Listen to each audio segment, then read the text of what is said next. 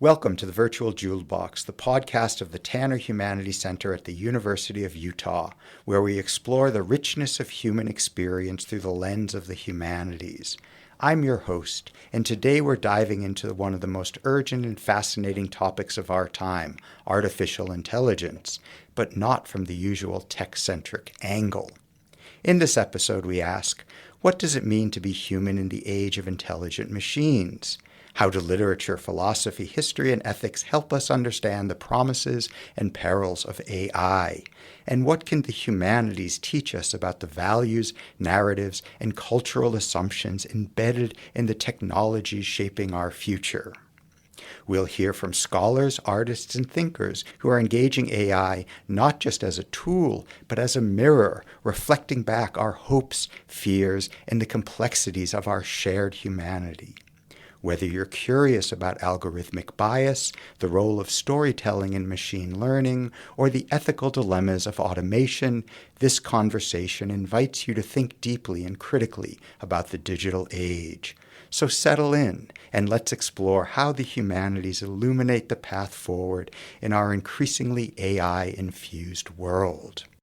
That is the introduction to today's episode of the Virtual Jewel Box, written by the AI Copilot.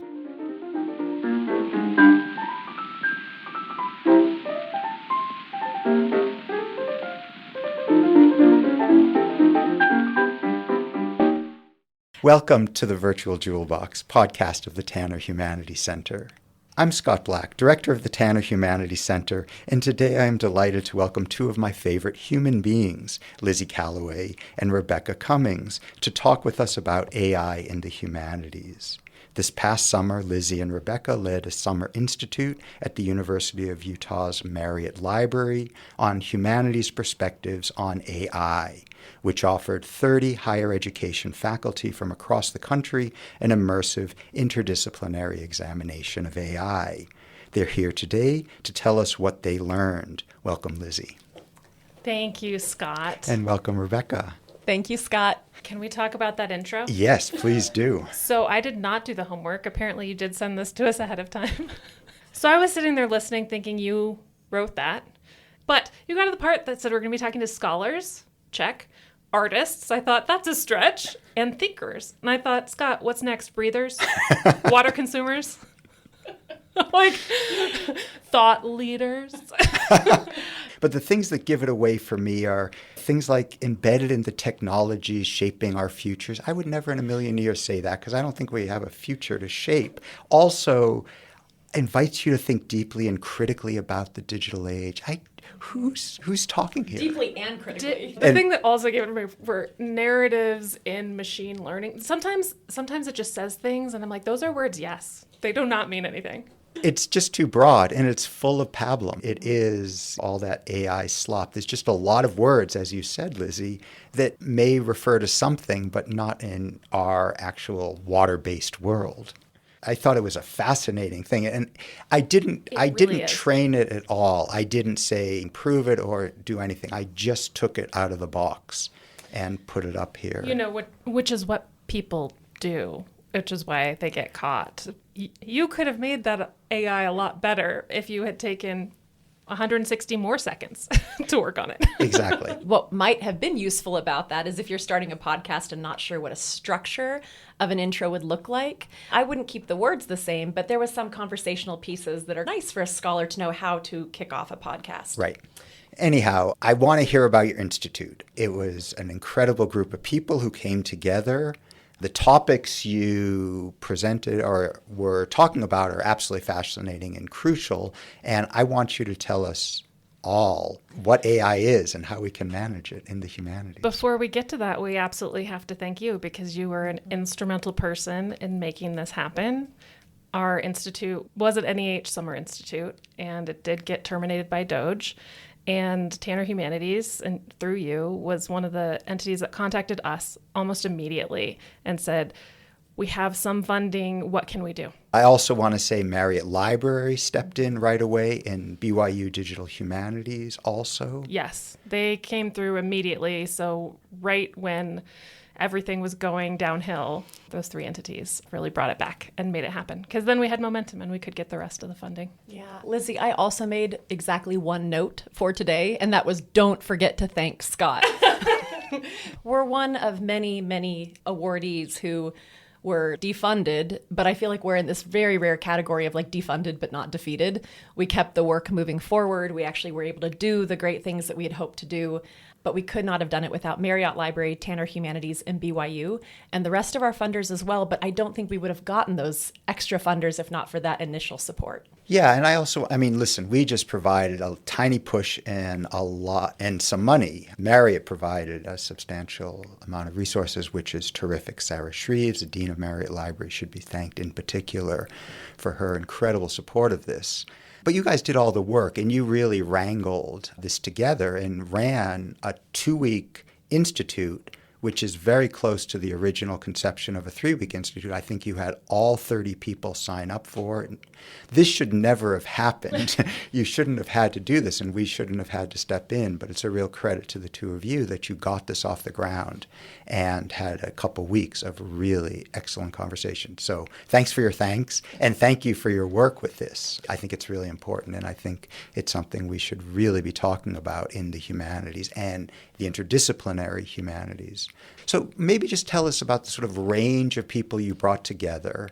Both of us had been working sort of at social and ethical implications of artificial intelligence. I'm a librarian by training. I do a lot of digital literacy instruction, and I'd been thinking about how technology kind of undergirds the way that we're receiving information, interpreting information, teaching on misinformation, doing a lot of work around censorship. Lizzie's area is in technology, the environment, and literature.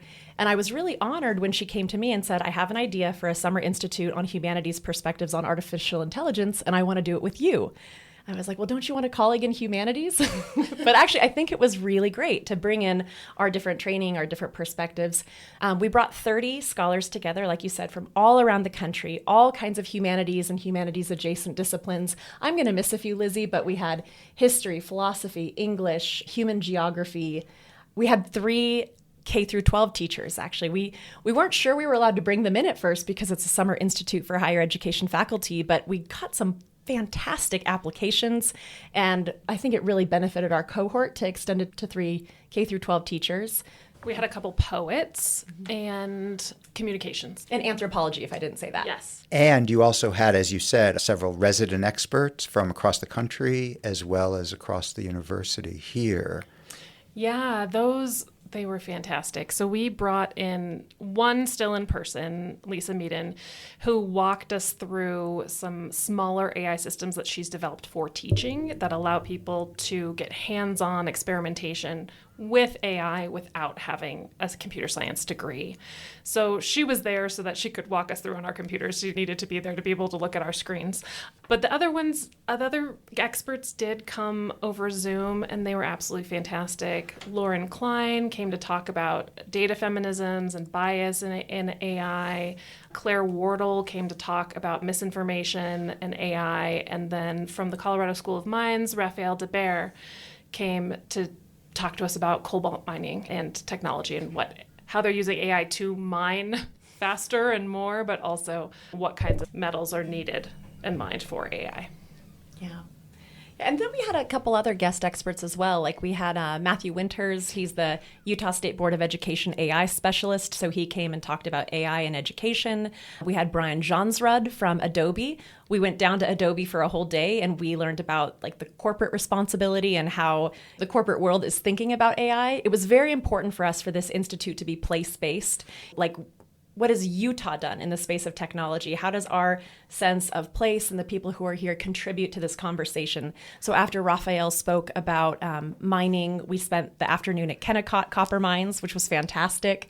Again, we went to Adobe. We had Lauren Gustus, who's the CEO and executive editor of the Salt Lake Tribune, came and spoke about how local journalists are thinking about AI, how they're using it and not using it, notably not at all in their reporting, but in other things for some efficiency. And then we went to the Marriott Library Special Collections to look at the ARPANET collection. So we have a amazing special collections. We have a rich history of computing here in Utah. We were the fourth node of the internet. We've had the creator of Pixar, WordPerfect, and we've got some really heavy hitters here in Utah. So that was a fantastic experience. But one of Lizzie's friends who had run an institute said to us, think of it as like your dream people you would want to talk to. And I think we really did like shoot for the stars with like Lauren Klein and Claire Wardle, and pretty much everybody said yes, which was incredible. That sounds fun. Excellent. Yeah. I'm just going to read through your 5 goals for the Institute. Foster interdisciplinary understanding of AI. Promote ethical and responsible AI development. Prepare educators for AI literacy and engagement. Develop public-facing scholarship and resources. Create practical and transferable teaching tools. Those are the goals you set for the Institute. How did it go? What did you learn? What do we need to know about AI out here in podcast world? So we do have a public-facing scholarship and resources in that we made 1 season of a podcast. Scott, we're not as committed as you. We're not going to keep it going. But we had all our participants make a podcast episode. So we have a whole season of humanities scholars from different disciplines talking about what they're thinking about AI, what they're worried about, and what they're hopeful for. I think that we did do, to some extent, everything on here. I think the things we did pretty well out of these goals were to promote ethical and responsible AI development. For us, we got nervous when we got the 120 applications for this institute. We started saying, why are we teaching this? Like these applications are incredible. They should all be teaching this. And we really had to shift our minds to say we are creating a space, we are facilitating conversations of scholars who have been working with AI, thinking about AI, and having everyone in a room all together for 2 weeks in a different place than they all live. It was an incredible experience to think about interdisciplinary approaches and perspectives on AI. That was maybe one of my favorite things about the Institute. That also took pressure off us to feel like we didn't have to have all the answers to all the things. Is there one on here you think we didn't do well, like could have done better? I was thinking we did something that I hadn't even thought about and didn't even put on that list, because for me, one of the best things wasn't any of these outcomes. Mm-hmm. AI is really hard. It's a really hard subject. There are no solutions. We were never going to get together and talk and come up with here's our 5-year plan. We solved it. You're welcome, everyone. But I think on a meta level, our institute really emphasized to everyone how much they value the human to human and the human in thinking and talking and writing, because nearly everyone there said that this simply would not have been the same, not in person and not in Utah. So I think the very way we went about it ended up underscoring what we're trying to maintain in the face of this kind of tidal wave of AI that's coming. Agreed. And a lot of people commented that they could feel, I'm trying to think of a better word than like synergy, but they could feel our close relationship reflected in the content of the course. Because Lizzie and I have worked together for years. I mean, Lizzie was a postdoctoral fellow in digital matters back in 2018 and 2019. So we've worked together and collaborated for 7 years, and we have a lot of fun together. And so preparing for this, if there's one like piece of advice I've given to anyone, it's do something fun with your best friend that you care about.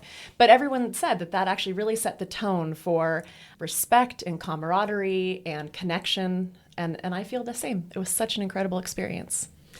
And Rebekah, you've been telling me for years that those kind of soft skills are so important and undervalued. Durable skills.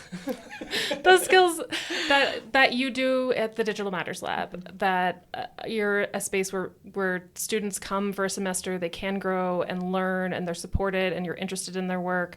And you've always been telling me how important that is, and I've not believed you. I've been like, but what is the outcome? What can you point to? And I feel like this experience completely changed my mind about that actually bringing people together and being with them is important in and of itself. Yeah. A lot of people ask us, like, how did this institute change the way you thought about it? And to some extent, it didn't. I've always believed that we need deeply humane spaces where we have room for connection, room for failure. When it comes to digital matters, like if you could call it a management philosophy, I've always thought we need to create spaces where people can thrive, which means knowing who they are as a person and what motivates them. And of course, the outputs are so important. We're doing important research that we want them to have something that they're proud of and they can take out in the world. But I think that they do that work best in a space where they feel seen and valued and deeply connected. So to me, those aren't two separate things. I know, and you've always said that, and I always used to roll my eyes, and now I'm like, yes, yes, preach. So let me ask, it's interesting. This happens to me regularly, but I always thought it was me. When I want to talk about AI, I end up talking about what AI doesn't get, which is called, for lack of a better thing, human.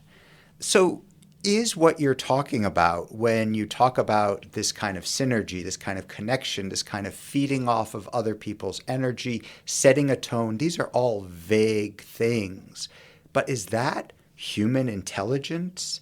Is that what AI either is striving for or maybe is the limit of its artificial intelligence? Part of the problem with AI for me, and I don't know anything about this, is I don't know what artificial means, and I certainly don't know what intelligence means, human or otherwise. I know there are plenty of ways to think about intelligence that are not human that are all around us. There's my cat, for instance, who is every bit as intelligent as me and my wife and manipulates us regularly. So, and I know there are octopuses or octopi, they haven't told me what they like to be called, that have things close to our kind of intelligence. And there may be machine intelligence. And then I've met a few human beings that have demonstrable intelligence, a few. So all of these are confusing words to me. And the idea that we're worried about artificial intelligence when maybe people know what intelligence is. But anyhow, my question is, what you're describing does feel to me like a kind of intelligence. Is that fair?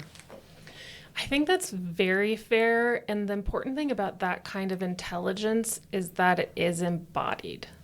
Interesting. Right. This was a feeling in our bodies that were close to each other and interacting in all sorts of ways that were also nonverbal. Right. And it's an intelligence based in experience and shared experience. And large language models do not have experience.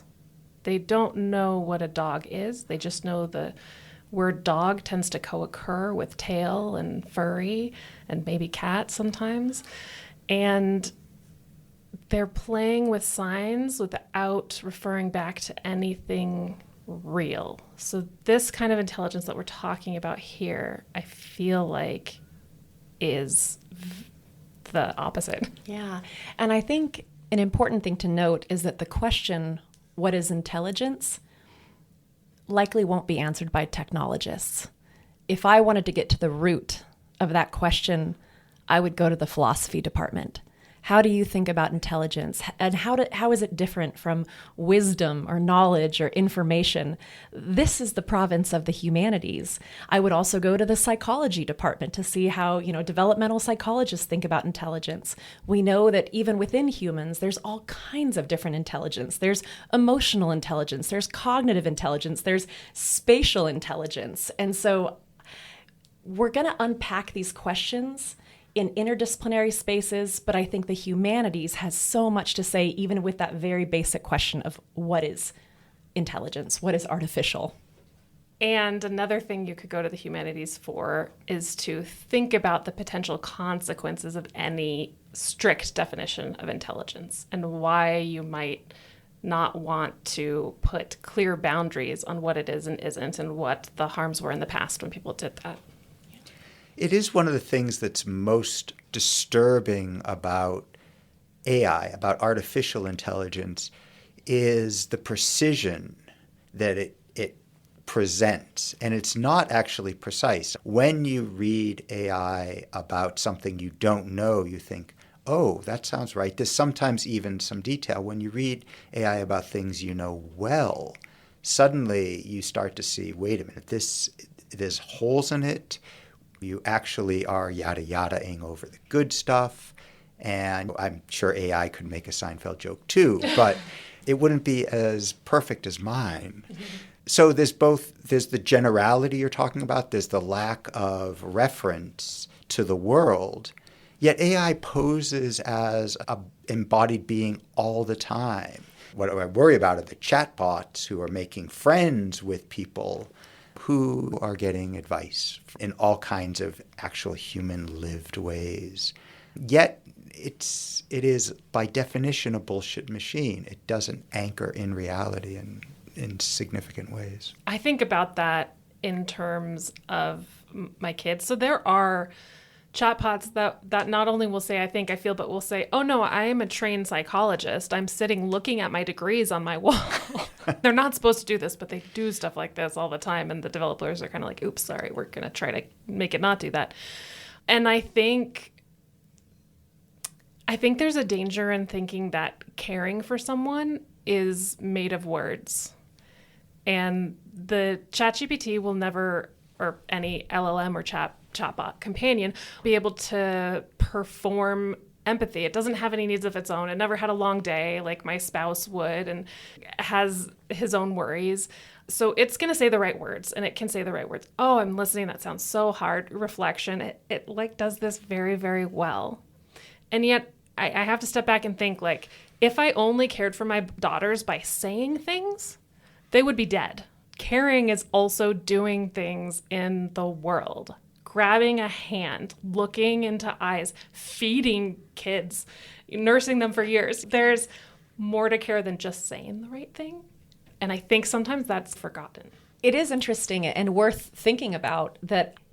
When you talk with a chat GPT, it'll always tell you you're wonderful. It'll always tell you it's such a great question. Oh my goodness. And even if you catch it doing something, you're like, oh, I'm so sorry and I'll do better. It's so obsequious. This is something that we know about LLMs. And humans aren't like that, right? I mean, humans will push back. Humans are cranky. Humans are hungry. If you wake up a human in the middle of the night to tell them something, they'll be angry at you because you woke them up. My chat GPT is always ready and available to talk to me.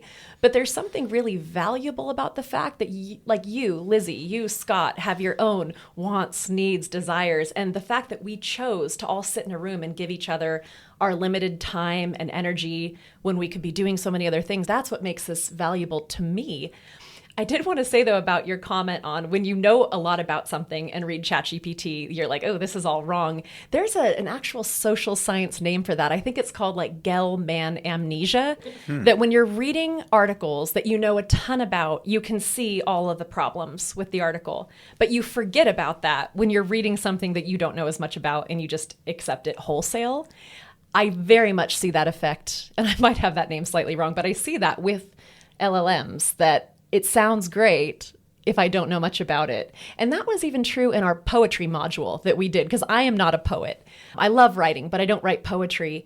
And when Lizzie had us reading the most beautiful love poems of all time and then creating poems in ChatGPT, I was like, hey, these are pretty good. And then the poets in our group were just brilliant at actually pointing out all the reasons that they weren't. And it wasn't like they convinced me. I just hadn't thought about that until they started pointing out that poetry is all about the unexpected turn of phrase. And it's all about embodied experience and things that ChatGPT could never do. So, which was why it was also great being in a room of scholars from different disciplines. What's terrifying to me about what you just pointed out is that at the same time as you need to be an expert to see the holes in ChatGPT's, let's call it, thinking, ChatGPT is undermining the kinds of things we need to do to become an expert, to not fall for it like hook, line, and sinker. Yeah, tons of friction involved in becoming an expert in anything, and AI reduces a lot of that friction. That's interesting, and that's something I'm feeling that in my own classes and with my own students is they have a tremendous amount at their fingertips, and they can discover new things very easily, but they never misdiscover things. They never accidentally stumble upon things as you do if you're in a shelf in a library and seeing what's next to the book you want. there's neither accident nor friction, as you're saying, or disappointment or self-correction. And that's actually the interesting stuff. That's, I think, why people become experts, because they've had to work things out for themselves through a lot of garden paths, a lot of wrong ways, a lot of returning or rephrasing a question or an issue in a way they hadn't originally thought. If you're just being told this is great, or here's the next step, or yeah, I see where you're going, someone else is doing that work for you. What LLMs give you is a tremendous amount of information, but no sense of priority, no sense of embeddedness, either embeddedness within other structures of information or embeddedness in a world.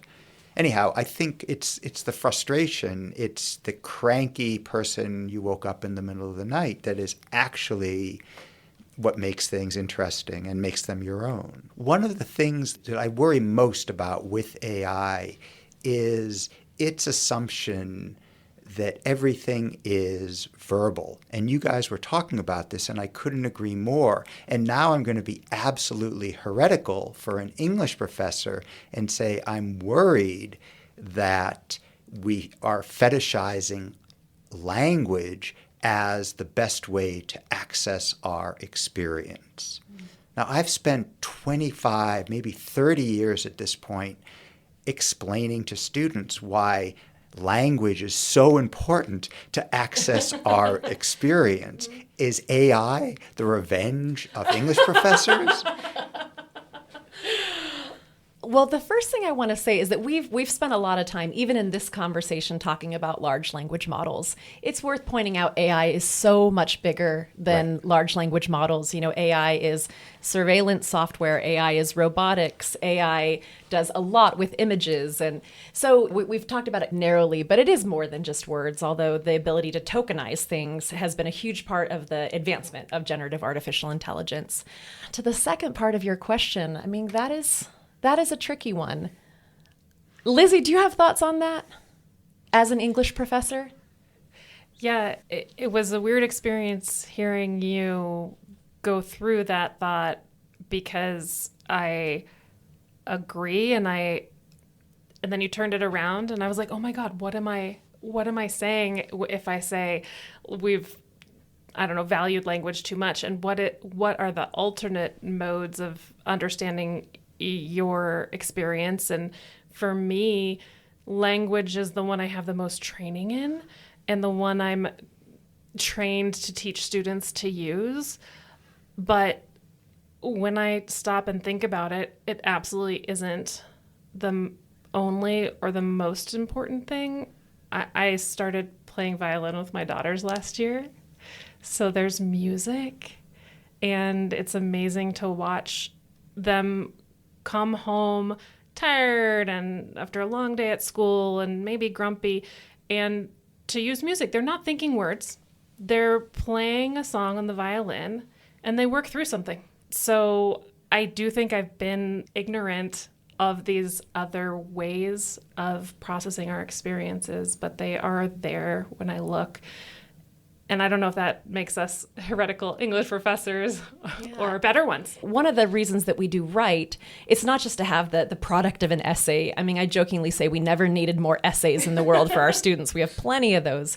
We did it because writing was evidence of thinking. I do feel like in an age of AI, what matters more than anything is the ability to ask good questions, the ability to evaluate responses, knowing about context and bias and history, critical thinking. I mean, these really are not the soft skills. These are the flexible, durable skills that I think our students are going to need to be successful in an age of AI. I do probably feel more negative than ever about whether or not we're actually going to be able to tackle these challenges. Like, do we have the collective will as a society to really face these intractable challenges around things like labor displacement, around environmental issues? There's an irony that we are so distracted and disjointed from AI, from social media, from these recommendation engines, that we can't even tackle the big problems that we need to tackle together.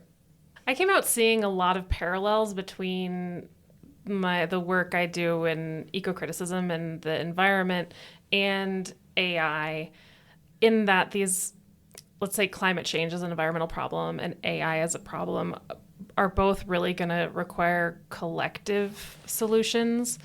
I talked at a high school today, and one of the questions was, are there any ethical uses for AI if it has all these environmental impacts and all this exploited labor and stolen data?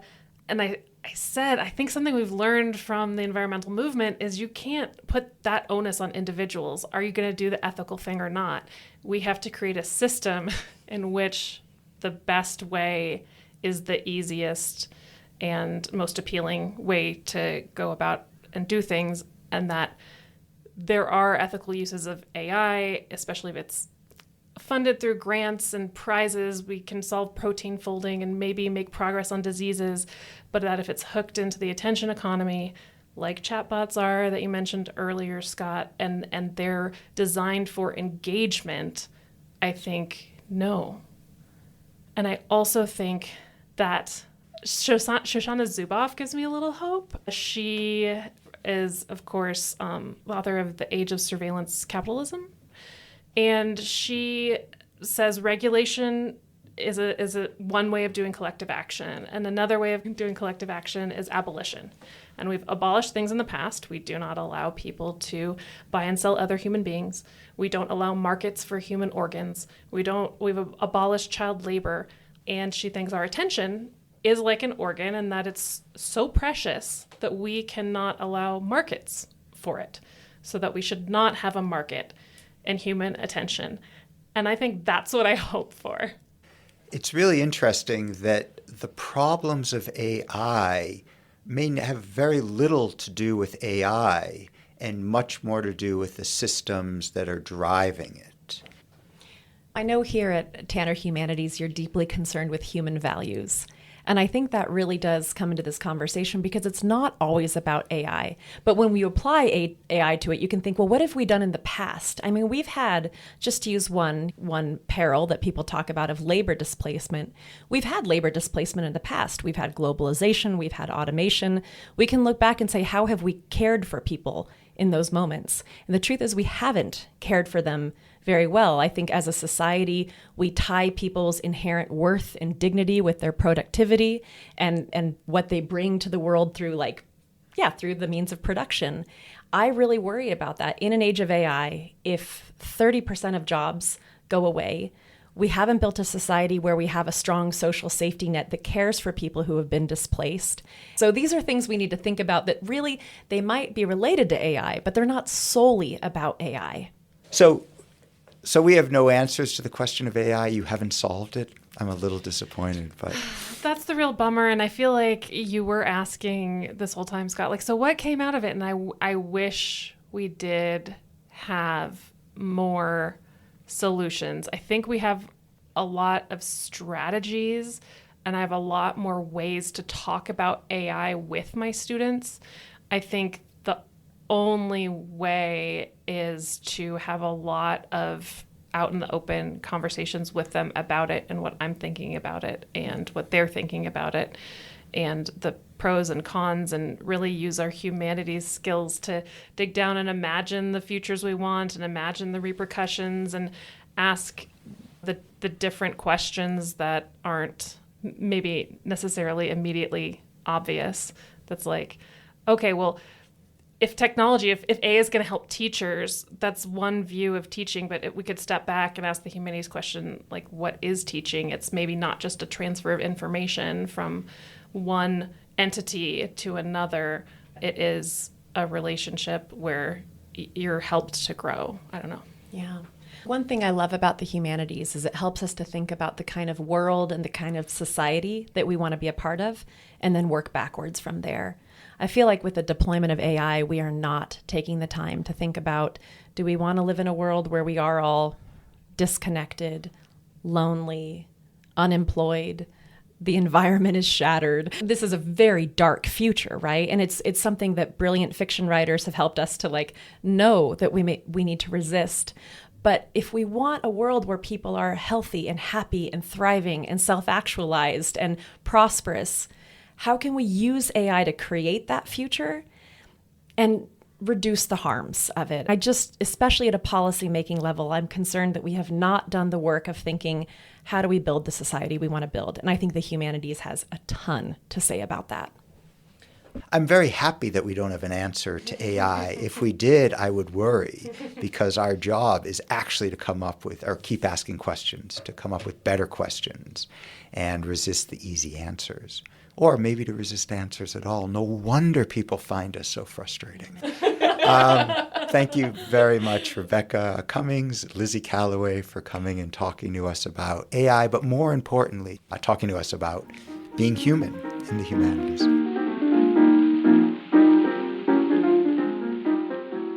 You've been listening to the Virtual Jewel Box podcast of the Tanner Humanities Center. Our music is Jelly Roll Morton's Perfect Rag. AI could not write that.